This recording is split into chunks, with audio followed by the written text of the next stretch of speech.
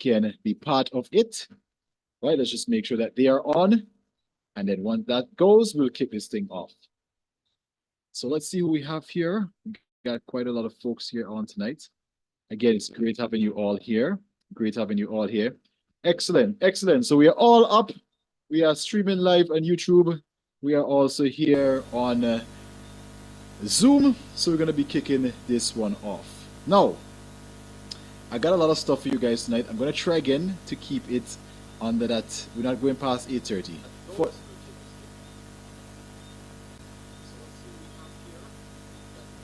45 minutes is going to be our goal.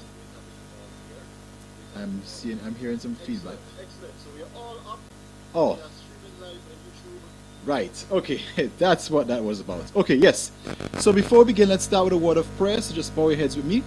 Dear loving and kind Father, Lord, we just want to thank you for the opportunity in which we can come to learn about your laws of health. We know that you put them here for a reason, and it is for us to use them so that we can enjoy better health and be free from sickness and disease. So we just want to thank you, Lord, for that. And as we get ready for this presentation tonight, the third of our series, we ask that your Holy Spirit fill everyone here, fill me as I present your word. In Jesus' name, amen. All right. So excellent, excellent stuff. It's great to have. I see folks are still jumping on.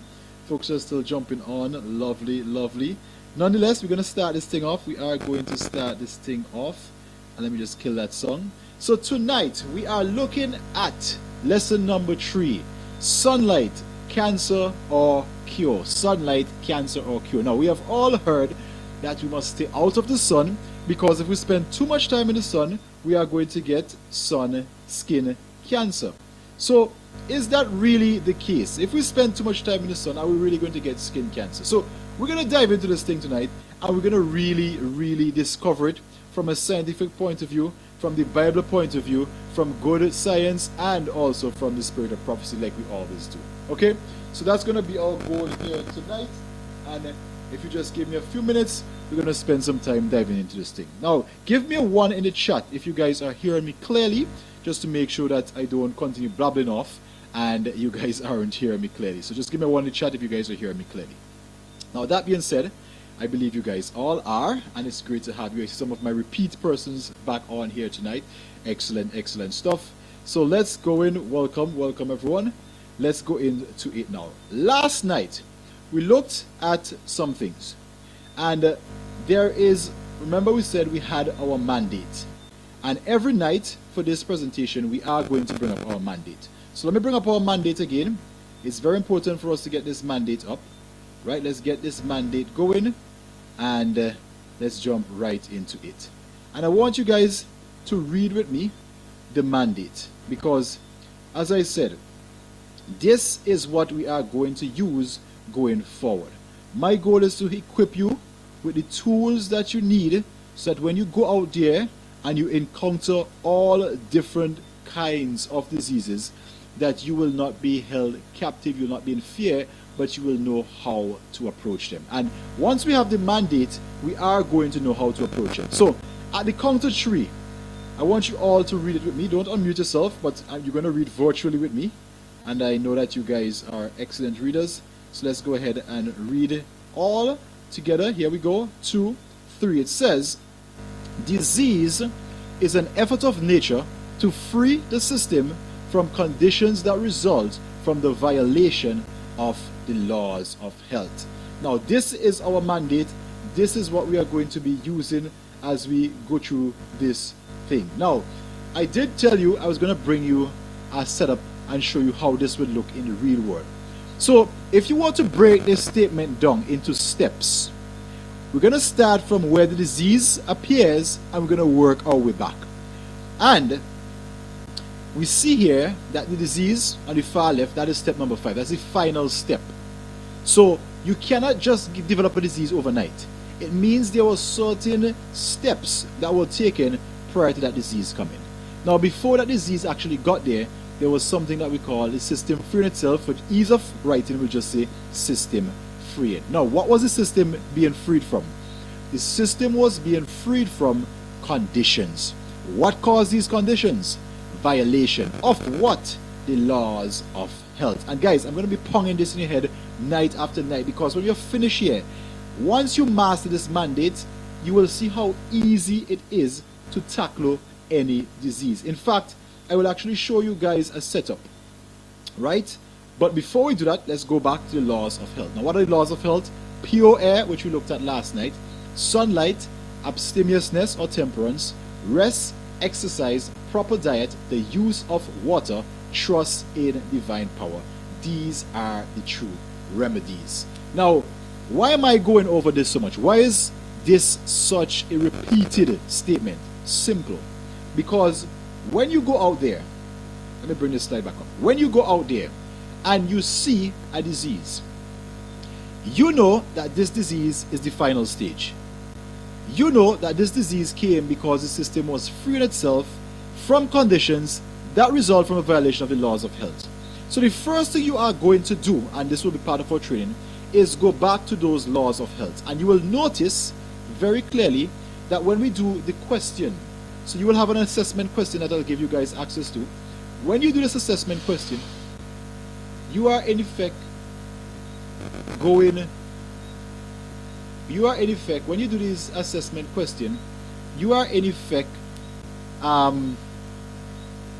you do this assessment question, you are in effect going through these laws of health and checking them one by one. So one of your questions might be, do you normally sleep with your windows open? Or where do you live? So if the person says that they are suffering with asthma, for example, and when you do their assessment question, you realize that they are living in a city or in the city, you know right off the bat that the violation of the law of health may be that they are not getting pure air. So you know exactly where to start your assessment, right? If the person say, hey, I am experiencing bones, my bones are a little weak, or I am finding myself fracturing my bones frequently, and then you do the assessment and you realize that they're working from 9 to 3, which we'll discover tonight, is the time when the UVB rays or the best rays of the sun are available, and they are working from 9 to 3, and that means that they are not getting sufficient vitamin D. Without sufficient vitamin D, your body is not able to utilize calcium. When your body is not able to utilize calcium, your bones in effort becomes weak. So what you're going to see is that everything connects to everything.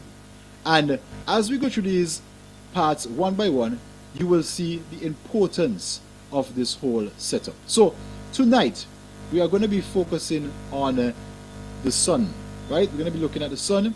And as we mentioned before, we're going to be looking at if it is a cancer or if it is a cure, right? My screen is a little bit messing around. I'm not sure why that is, right? Okay, there we go. There we go. That's more like it. So when you think of the sunlight, what vitamin normally comes to your mind? When you think of the sunlight, what vitamin normally comes to your mind? And let's see it in the chat. I want you to go ahead and put it in the chat. When you think of sunlight, what normally comes to your mind? And let's see some numbers coming in the chat there. Right? We have different. Okay. So the dominant one is obviously going to be vitamin D. Now, is vitamin D really a vitamin? Well, here's the thing. Vitamin D is not really a vitamin. I know that sounds conflicting, but it is not a vitamin. It is actually a hormone, right? So vitamin D is actually a hormone. Now, this is how it actually works in the body. And I'll have some screens here, as we mentioned last night. We have been using these screens from the natural healing through the laws of health. So we'll be bringing up some of these slides as we go along. So what happens when vitamin D, when the sunlight hits your skin, that creates what we call a vitamin D precursor, right? So this is leading up to the vitamin D. These are the substances that we're going to use to actually make the vitamin D in its usable form.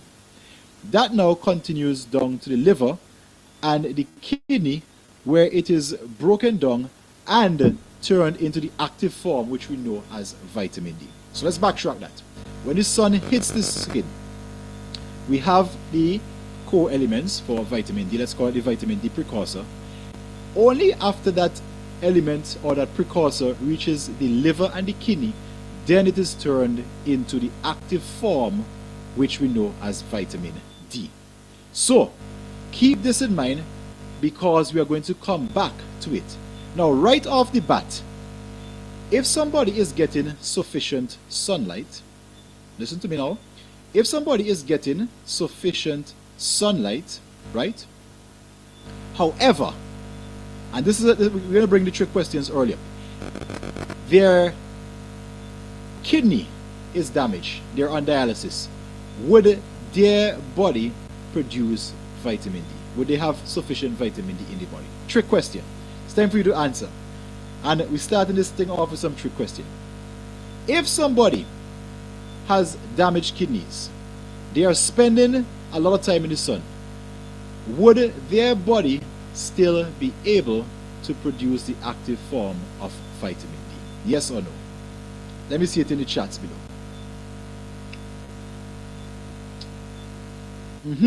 Let's see if my group here is catching this. And again, my goal of doing this is to make sure that you get the concept, because once you get the concept, remember, I am preparing you to become teachers and preparing you to become medical missionaries. This course normally takes about 12, I would say sometimes even 16 weeks, depending on how fast you go. So I'm giving you all of this in 1 week, so we got to learn faster now, right? So, all right, let's see. Okay, here are the chats that are coming up. No, no, excellent, excellent, excellent, excellent. Why? Because their liver and kidneys are responsible for breaking down the precursor into the active form of vitamin D. So if they have, and it says here, if one has liver problems or kidney failure, vitamin D cannot be produced by the body. Very good. Very good. I'm glad to see you guys are thinking, you guys are getting this really fast. And these are some things you're going to pay attention to, right? As you go out there, as you meet with people, whether it is in your church, whether it is in the workplace, whether it is your colleagues, whatever it is, and you hear persons talking about, for example, they have low vitamin D test readings, or they have symptoms of low vitamin D, which could be weakened bones, because vitamin D is used to activate calcium, and that person is also a kidney patient, then you know right off the bat that they are going to be vitamin D deficient, right? So keep that in mind. Now, what are some of the benefits of vitamin D, and why do we need vitamin D in the body? Well, keep your pen, keep your paper close by. Some of the benefits of vitamin D is that vitamin D helps to secrete insulin, right? It also helps to reset our biological clock. So that is why when we travel into different time zones, let's say we go from the Caribbean to the UK, or even as far as east, like China, Taiwan, you'll find that as fast, if you want to get your cycle back in rhythm with their timing, you want to ensure that you go to sleep at the time when they normally go to sleep. And of course, when you wake up, spend time in the sunlight, and that would actually help to reset your circadian rhythm. Vitamin D is actually an immune builder. Contrary to popular belief, every cell in your body has a vitamin D receptor. And remember, we spoke about this last night, going back to the directions that were given. Stay indoors, isolate yourself during the COVID lockdown. But if vitamin D is an immune builder, and every cell in the body has vitamin D, and you are locked indoors in a pandemic, where would your immune get its strength from? So it is important for us to know these for ourselves, right? It is also anti-cancer. It has antibiotic effects, muscle mass and strength. So for those of you training, for those of you in the gym, for those of you working out, you definitely want to make sure that you're getting your sufficient vitamin D. It would actually help to boost your muscle mass. As we mentioned earlier, it helps with calcium absorption. So these are some of the things that you will see when there is sufficient vitamin D. Now, what about when there is insufficient vitamin D? Well, here are some of the things. Alzheimer's disease tops the list. We have asthma, autism, celiac disease, or as you would call gluten intolerance, right? Cerebral palsy, just to name a few.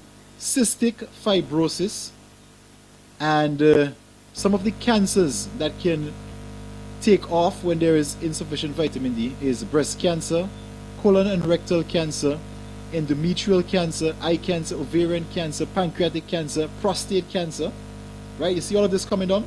Skin cancer, and that is controversial, right? Because skin cancer can actually be caused when there's insufficient vitamin D. Why? Because vitamin D is a cancer fighter. Vitamin D is an immune builder. Now, like everything, if you're overdoing it, you could also get the opposite effect. So just pay attention to that.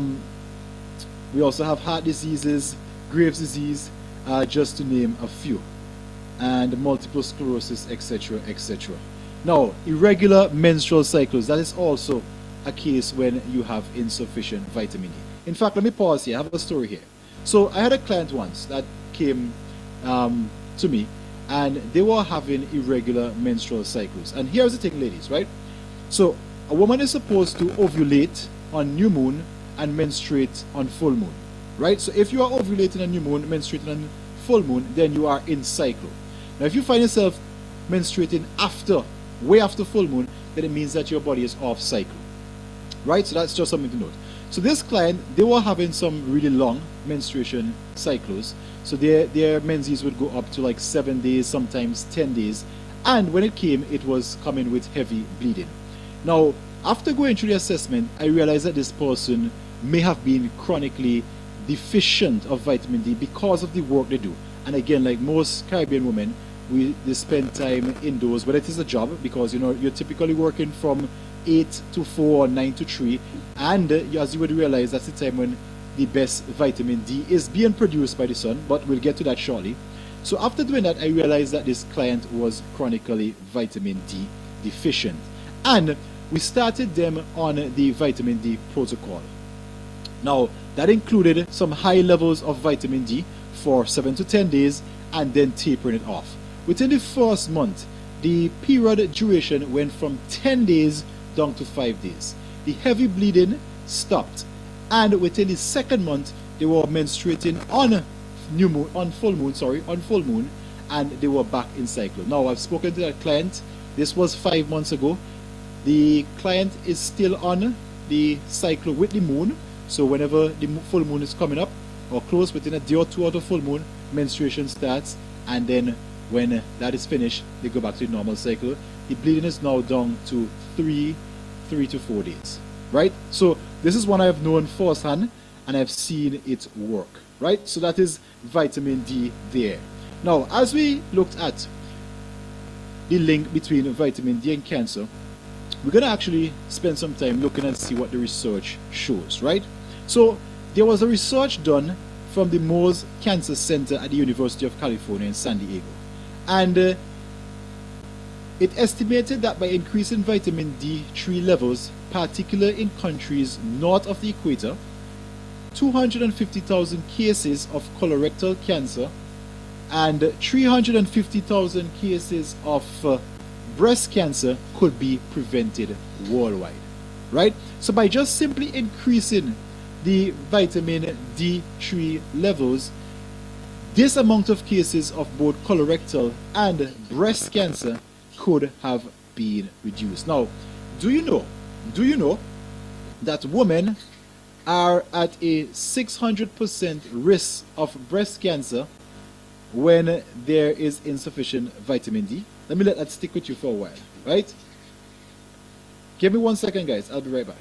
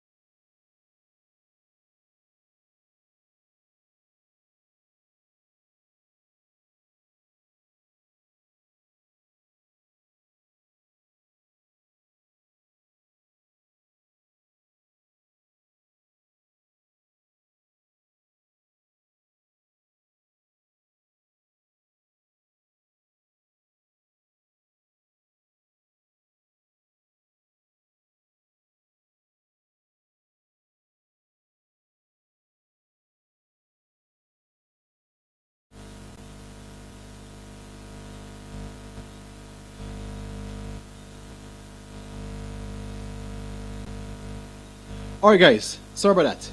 So that little issue I had to deal with there. Okay, so we are back.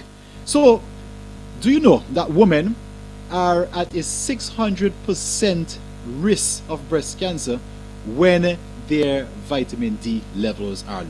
Now, when you think of women who will be out of the sun, apart from our office workers, remember there's a specific group in the world, and because of their religious persuasion, they tend to cover themselves from head to foot.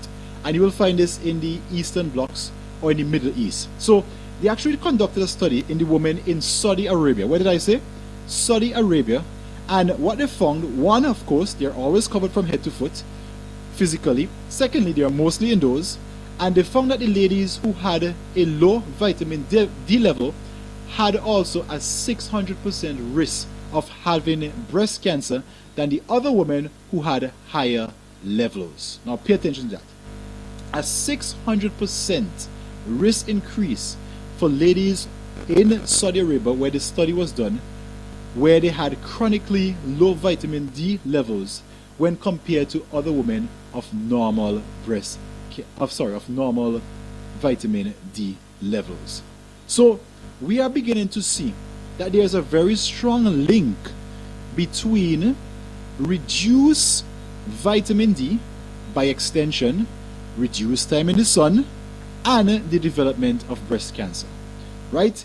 Now we looked at some of the cancers that were involved in vitamin D deficiency, and what we found is that the studies show that vitamin D has a very protective effect against cancer in several ways. So how does it actually do it? Especially these cancers, breast, colon, lung, and prostate. What vitamin D does, remember I told you earlier that every cell in the body has a vitamin D receptor. So what vitamin D actually does, it increases the self-destruction of the mutated cells. So mutated cells are the cells which would change and become what we call the cancer cells, right?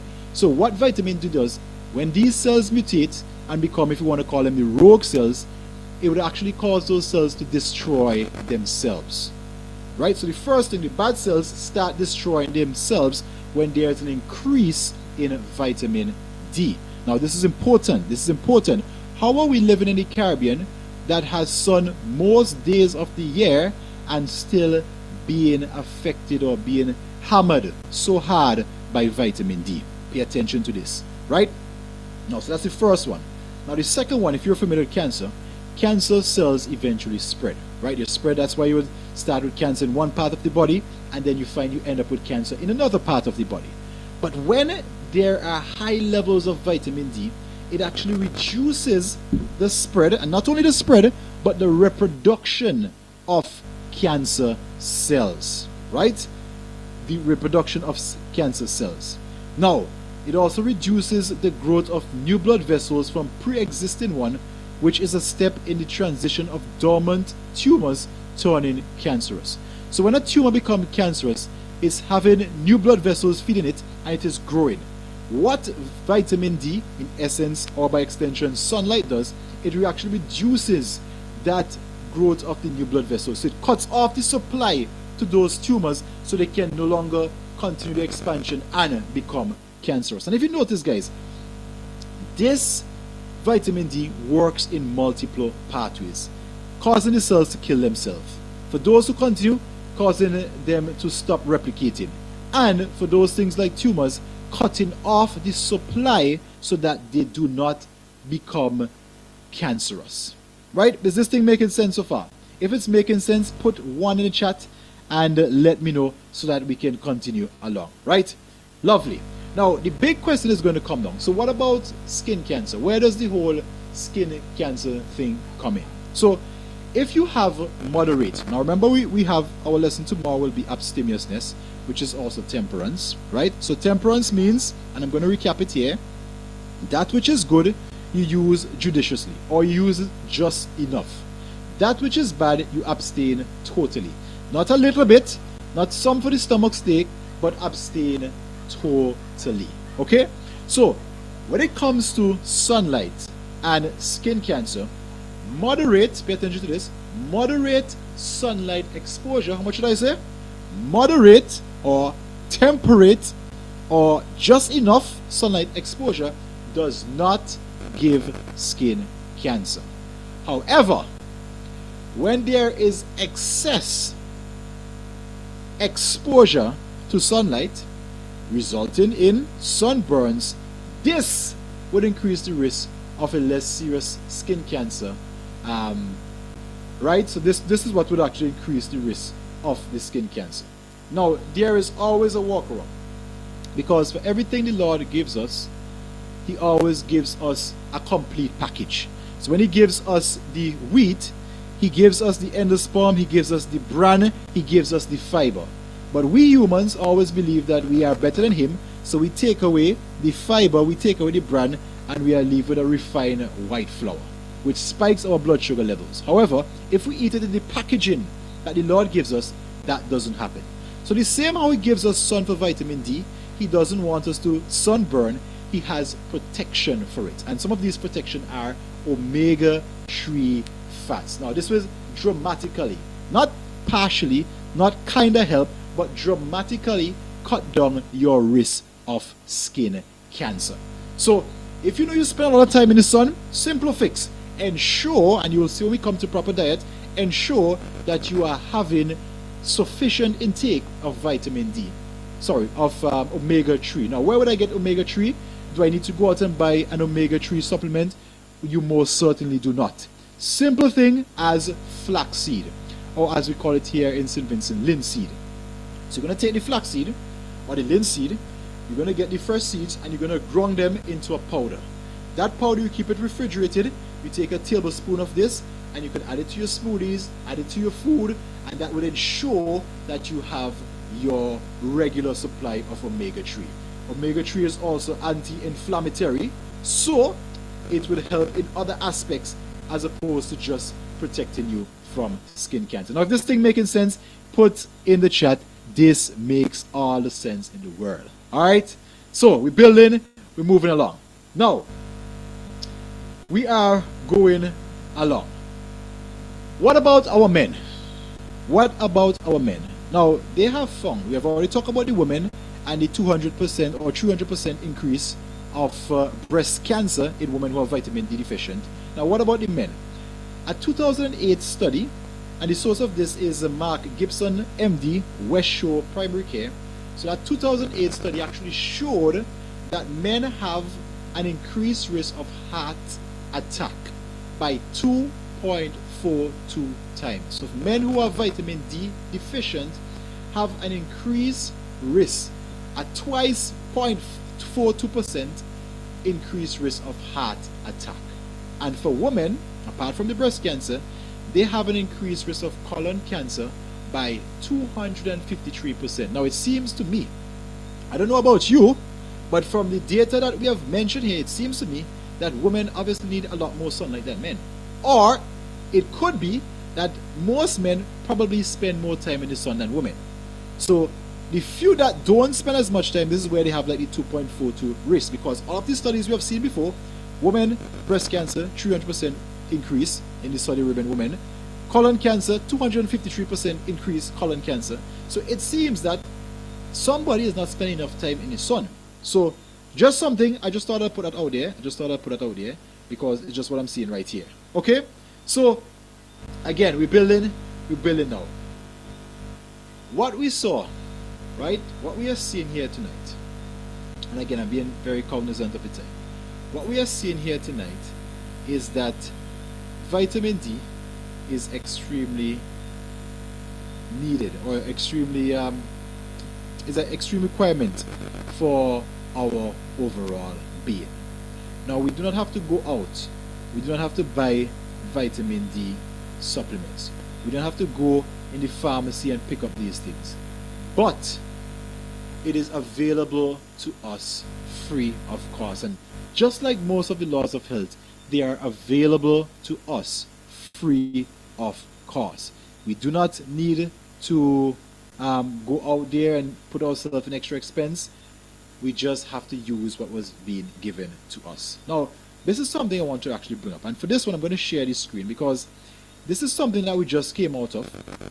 And all of us are pretty much well aware of the directives that were given, and also of what came out of it. Now I want to see vitamin D deficiency and the COVID-19. We just came out of COVID-19, so we're all familiar with COVID-19.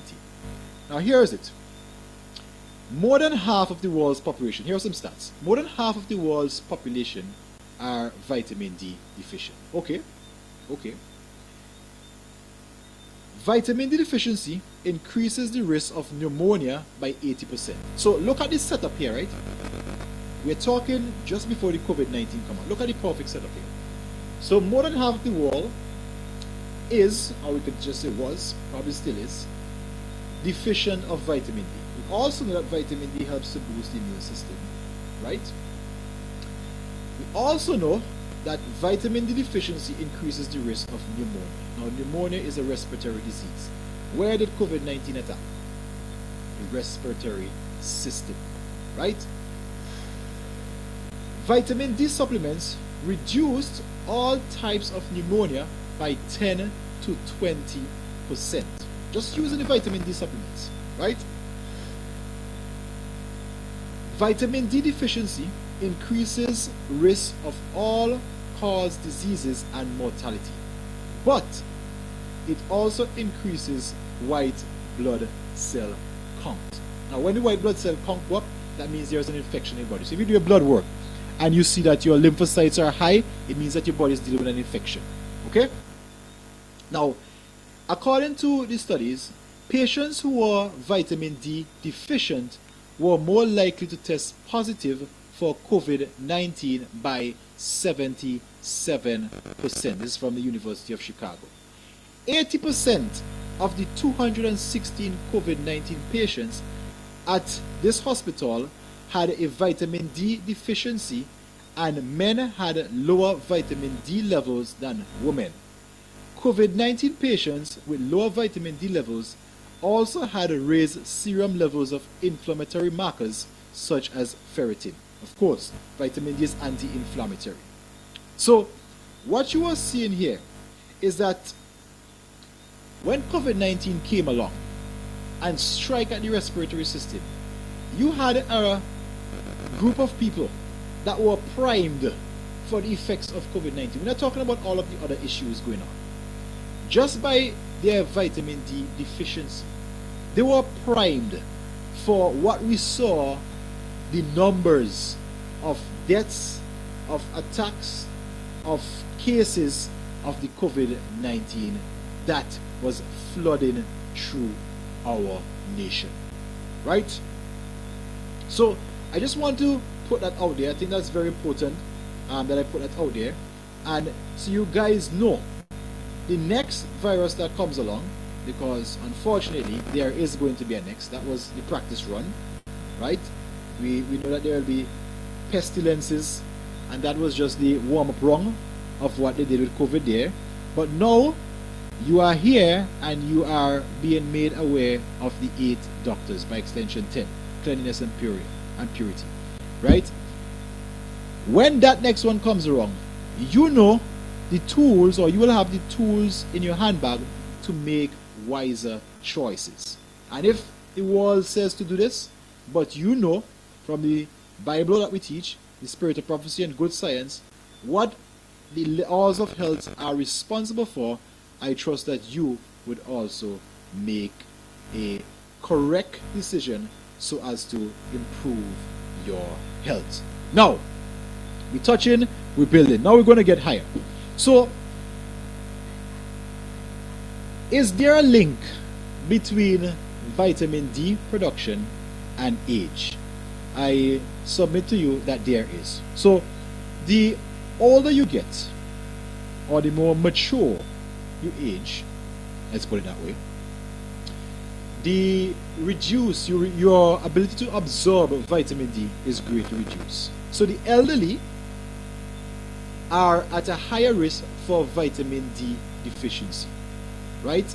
And that deficiency could be as much as 75%. So a person who is over 70 would absorb 25% of the sunlight they are exposed to. Now pay attention to that. We know that half of the world is vitamin D deficient, we understand how vitamin D works. The sun hits the skin, and then the liver and the kidneys bring it into an active form that can be used. So we are aware that if a person has liver issues or kidney damage, that they would also tend to have vitamin D deficiency. By extension, they'd also have a weaker immune system, right? So something to keep in mind, they would also have a weaker immune system. They would probably have higher inflammation. Why? Because vitamin D is anti-inflammatory. We definitely want to pay attention to the other doctors because their risk for cancer would have been increased, right? So now you're seeing how we're building this thing, and I'm bringing it together like this because when you go out and when you speak with people, when you hear people's ailments, you will exactly know where the violation, where the laws are being broken. And then last but not least, we know if a person is 75 years old, then that person is only observing, if they stand up in the sun for a whole hour, they're only observing just 25% of the sunlight that they're exposed to. So what does that mean for us? If you are taking care of an elderly person that is over 75, or if you yourself are over 75, you would definitely want to prioritize spending some time in the sun. Now, I'll look at some other options for getting vitamin D in, but we're going to always start with the 8 doctors. Right? We're not going to the herbs, we're not going to the capsules just yet. We are going to start with the 8 doctors. Because disease is not an effort of nature to free the system from conditions that result from the lack of use of herbs or lack of use of supplements. It is the violation of the laws of health. So my focus, your focus, must be on the laws of health first, and then we use the supplements to make up the deficiency. Okay? So, persons on this chat, persons who are watching this, over 75, you want to make sure that you are spending optimum time in the sun, and stick to the end, you'll know how much that will be. Okay? Right. Now, we're building this thing.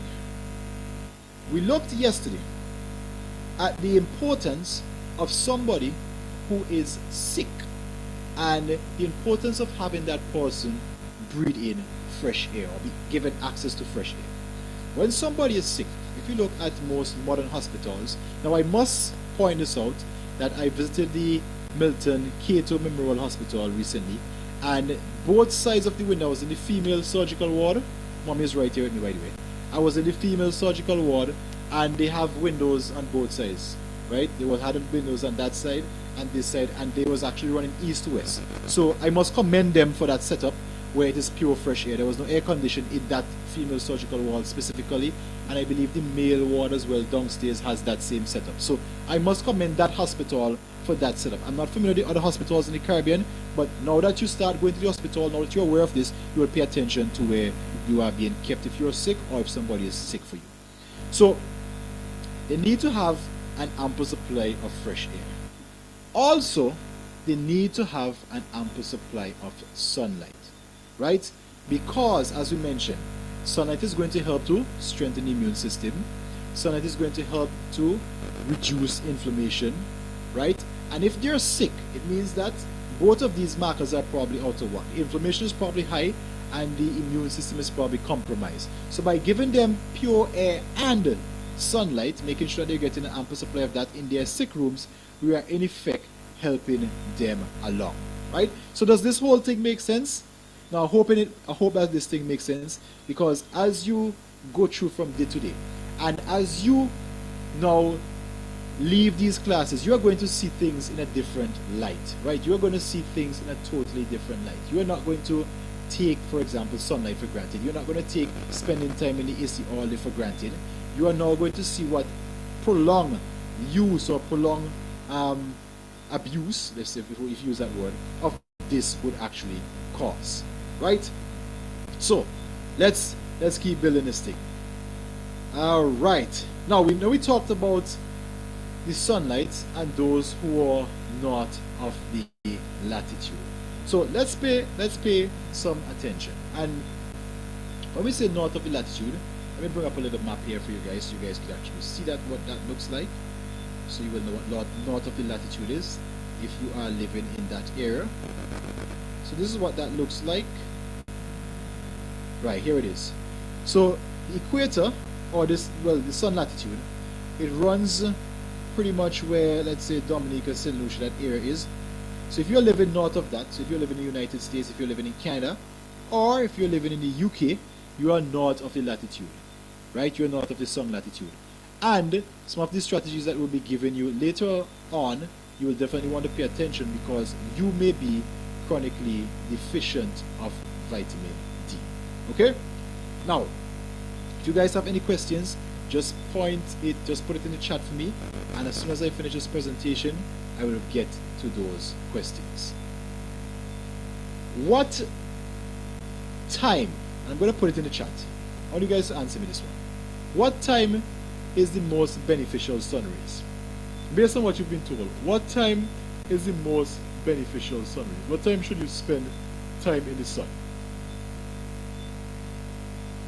I don't want to hear your opinion before we actually get into it. Alright, what time do you think you should spend time in the sun? Let me see it in the chat. Based on what you know. It's not right or wrong. We are here to learn. What time do you think you should spend the most time in the sun? Okay, so answers are coming in. Morning. Alright, so the morning sun. Okay.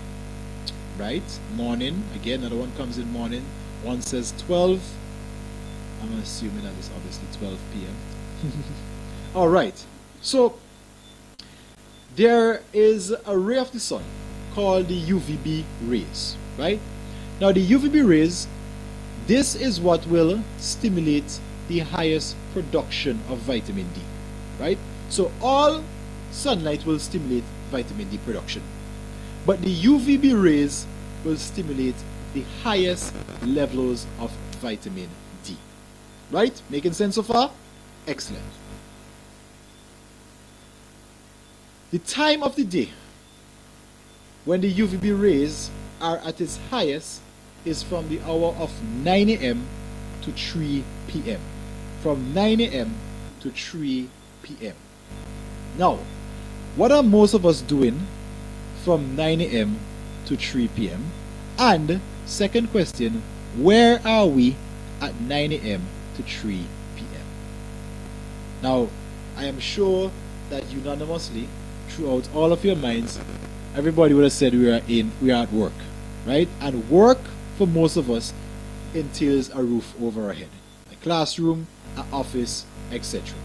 And that means we are not getting the direct rays of the UVB rays, which also means our maximum vitamin D production potential is not being met. So what do we do to fix it? Well, there are a couple of options you can do. And I'm going to also keep in mind that we are coming into the summer and the sun is blazing hot, right? So I'm going to keep that in mind as well. So don't worry. I'm not going to tell you to go and stand up in the sun for half an hour. Next thing you catch a sunstroke and you say, Coach Jason caused you to get a sunstroke, right? So I'm not going to say that. Now, what we recommend is that first of all, when you go out in the sun, you want to make sure that your extremities are covered. So your limbs, you want to make sure that you're wearing clothes that will cover your arms and legs, right? This will be protecting you from the negative aspects or the negative rays of the sun, but allowing the UVB rays to go in. Some things that you can do during your lunch break, you can take a gradual walk down the road, wherever that is. That will give you some sunlight exposure. It would also give you some exercise. And if you're doing it after eating, it would also give you a post-walk digestion or post-digestion walk, right? So that is some ways in which you can use it. Now, if you do not have the luxury of coming outside in the sun, maybe you're working on a 100-floor skyscraper building and you can't come out in the sun, the next best option is to pull the windows, right? Open the windows, pull the blinds, allow the sunlight to come in and access it from there. If you can't leave your office space, use the sunlight coming in from there, right? At the end, I'll give you some supplements that you could actually use to get that going. Now, there are some things that could actually hinder this UVB rays. So you could go out at 9 to 3, but there are some things that could actually hinder the UVB rays from reaching your skin. And some things are cloudy sky. So if you're in St. Vince, you've been experiencing some overcast the last few days. But this is temporal and we are very much welcoming the rain because the dry season was brutal. So we'll accept this. Rain could also hinder the UVB rays. Smog in the atmosphere. So if you're living in a place like New York City, California, India, these places are known for high levels of smog. this can hinder the UVB rays. Now here's a big one. I am in the sun 9 to 3, but I'm still vitamin D deficient. How could that possibly be? Simple. If you are using sunscreen, sunscreen actually blocks the UVB rays, right? Sunscreen actually blocks the UVB rays. So we always thought you put on sunscreen to protect yourself from cancer. You would be better off spending moderate amount of time in the sun because you'll actually be getting UVB rays. So if you're using sunscreen and you're in the sun, it is like you are drinking water, but it's passing right out of you. So the sun is hitting your skin, but the UVB rays are not penetrating, which means the vitamin D precursor is not going to the kidney and the livers to be converted into the active form of vitamin D. So you are standing in the sun, but you are still vitamin D deficient, right? So that is why we have to be familiar with the laws of health. That's why we must read the counselors. That is why we must study health for ourselves. The world tells us, when you go out in the sun, put on sunscreen. You're protecting yourself. You are protecting yourself from every good thing. That's what you are protecting yourself from. Make sense now? Perfect. Also, if you're in a tinted or tempered glass, that could also block the sun, the UV rays from hitting you. If you have a UV ray resistant umbrella, that could also cause the sun from the UV rays from hitting you. Okay? So, if you find yourself sensitive to the sun, now what should you do? Now there are a couple of steps that you can take. One, as I mentioned first, ensure that you wear clothing that covers the extremities. So you tend to want to wear long sleeves and long sleeve pants and long sleeve shirt. When you go in the sun, you want to wear the skimpies. That's not a good idea. Why? Because again, you are not protecting the extremities, and on top of that, you would, by causing the clothing to stay in the trunk area, you cause the blood to stay where it is warmer, which would be in the trunk area. If your feet and limbs are clothed, the blood will not go out there. And as we learned yesterday, the blood must be able to circulate freely through all parts of the body. And next thing you will do is, of course, ensure that you are bringing up your omega-3s as they are protective. And then last but not least, you would want to start with just small time periods in the sun. So for darker skinned individuals, the time in the sun we recommend is 45 minutes to 90 minutes. So 45 to an hour and a half. That's how much time you should spend in the sun because of the melatonin. So the melatonin also protects the sun from, well, let's put it this way. Darker skinned individuals have a higher tolerance to sun. So they need a little bit more to get the same response. Now if you're a light skinned individual, and when we say light skin, we mean Caucasian, blue eye. We're not talking about red skinned people. We're talking about Caucasian type people. You would need about 15 to 20 minutes in the sun. Right? So these two categories, if you are sensitive to sun, whether you are a dark skin or light skin individual, you will start gradually. So you may start with just 5 minutes and then work your way up until you get to the required amount. Okay? So these are some of the ways in which you can cause your tolerance for the sunlight to be improved. Right? And of course, make sure that you cover your head as well. Make sure that you're covering your head as well. Some of the clothing that you can wear, you want to ensure that you wear loose clothing and cotton clothing that fully covers the arms and legs. Now, why cotton clothing or natural fabric is because that also breathes, right? So that also breathes. We have the fresh air factor coming in as well. Okay? So some of the things you can use is cotton, wood, wool, silk, linen, bamboo. These are some of the clothing types that you can use.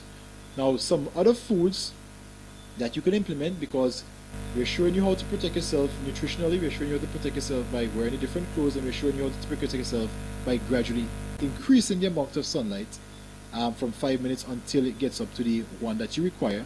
Some of the other things that you can actually do is eating foods that are high in antioxidants. And some of these foods that are high in antioxidants would be things like, if you live in the northern countries, blueberries, blackberries. Here in our country, that things will be like oranges, cherries, grapefruit, and that's the pink grapefruit, garlic, onion, kale, spinach, Brussels sprouts, broccoli, beets, red bell pepper, organic corn, eggplant. All these are high in antioxidants, and this will protect the skin from getting sunburn.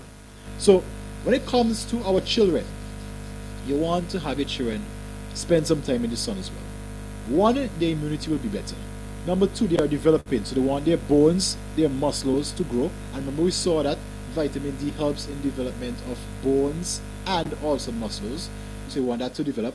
You also want their mood to enhance, because vitamin D boosts what we call the serotonin. So the serotonin is a feel-good hormone. You can try this out for yourself. If you find yourself feeling depressed, right, whatever reason, you find yourself feeling depressed, just take a 5 to 10 minute walk in the sunlight and you will see that automatically your mood improves. Why? Because when the sunlight hits your skin, it boosts serotonin, which is the feel-good hormone, and it will in essence boost your mood. Also, ladies, what we are finding that there is also a link between the lack of sunlight and fibroids. So we're seeing a lot of ladies now coming up with fibroids, and that is again because of the lack of sunlight, vitamin D deficiency. Most fibroid patients, you would find that most of the jobs they've worked was always an office job where they were inside from 9 to 3. Now the question might be asked, why did our foreparents and the like not experience these problems? Number one, women of those ages, or women back in those days, used to spend more time in the sunlight, used to spend more time in fresh air, they used to use less hormone disruptors, they used to drink water, the foods that they ate came off the land. You see how we're checking back the laws of health, one by one by one.